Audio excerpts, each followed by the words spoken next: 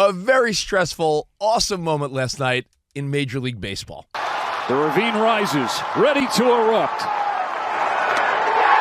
3K for Kershaw! Got him! Got him! Gotta let it breathe.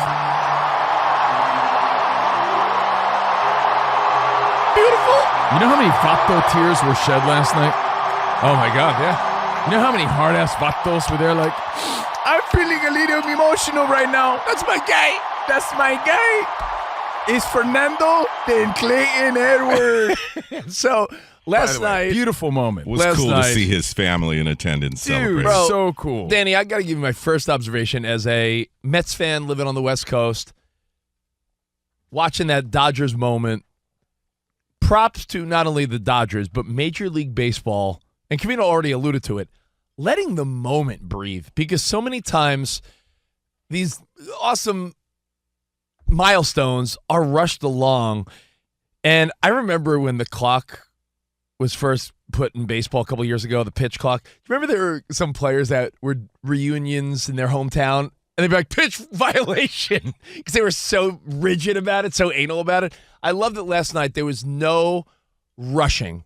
There was, hey, this is a guy that played for one team, 3,000 strikeouts. Fourth to ever do that. And the reality is that it may never happen again, because I'm thinking of the young cats like a Skeens or Scuba, and I'm like, you think they're going to be on one team their whole career? That would be unlikely. Speaking of Skeens and some of the big dogs today, It's going to take a lot. It's going to take get to a 3,000. lot to get there, and that might be the last time, one of the last times that we ever see that in our lifetime, making it extra special.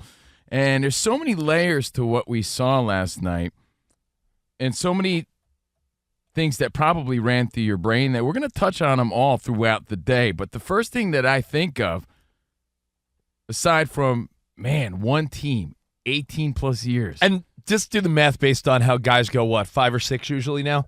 You'd have to, I know this is simple math, but for 15 years, you'd have to average 200 strikeouts. And 200 strikeouts, not what it was in the 80s or 90s when we were growing up, because, you know, guys were throwing 350 strikeouts back in the day, the Nolan Ryans of the world. But now, the league leader every year is in the 200. So you'd have to average 200 strikeouts for 15 seasons. So 3,000 strikeouts is becoming increasingly difficult. My first question, based on history being made in that moment, was, did he have to do it there, which made it even more intensified, more amazing, more exciting? Because are you kidding? Dave Roberts had said that he was going to manage differently, unconventionally, because fans were there just for that moment. Just for that moment, and it was a big moment. It was a game at home. Situations were perfect. It was all lined up. But, man, Kershaw was pushing him to the limit, approaching 100 pitches. You don't want to extend the guy. He hadn't done it in years. Was he going at it again? I think absolutely not. So did he have to do it in that moment? And does everybody know the name of the guy he struck out? No, because we're all wrapped up in the, man, did you see what happened to Muncy? But, man, Kershaw and Freeman, whoa. Kershaw, dude. Kershaw struck out Vinny Capra.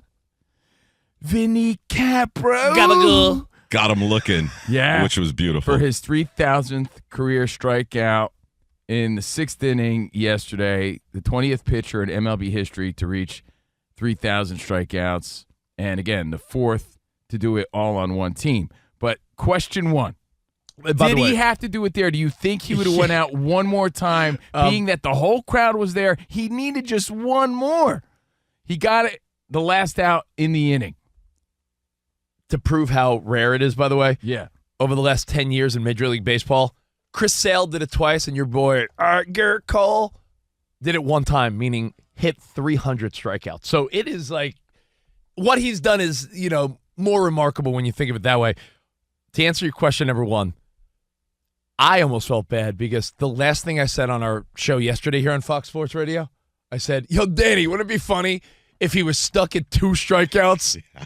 And I told you, don't you dare put that out there in the universe. And Danny hits me up and goes, turn on the Dodgers game, you idiot.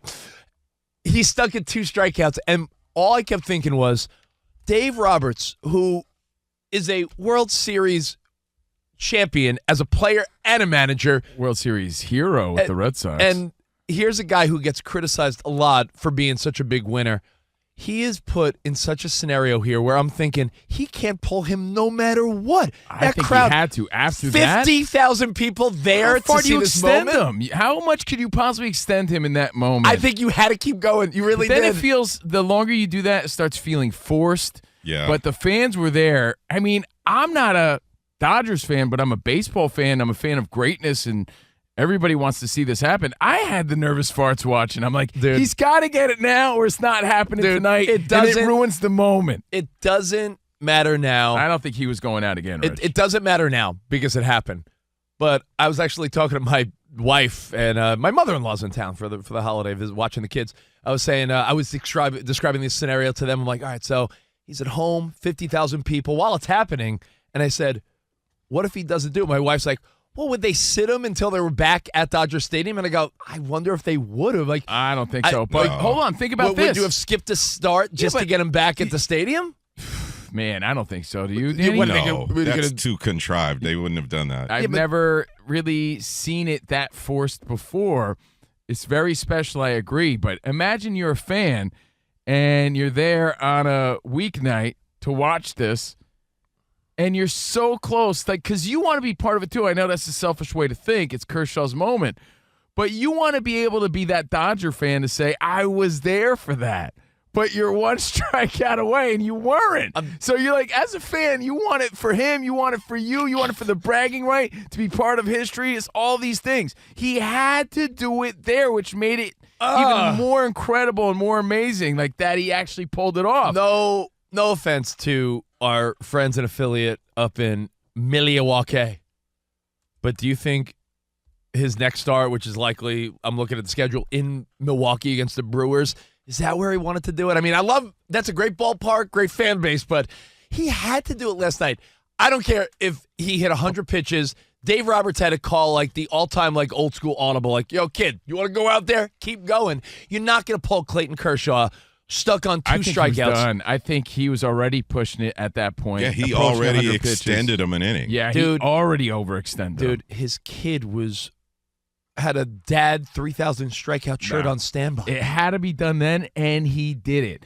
And again, something I'll touch on later on also makes you show how difficult a strikeout is when you need one, right? Because I was like, dude, come on, because it could be a pop-up, could be a ground out, it could be anything. Yeah. Right? Or he just keeps getting hit because you could see they started making contact, too, against him. It was the first time I heard the Dodger crowd ever boo when somebody was put out from a grounder. Yeah. Hey, that's not the way we want the out. Yeah, I know. But that was wild, man. To state the obvious, and I mean that because I really want you to think about it.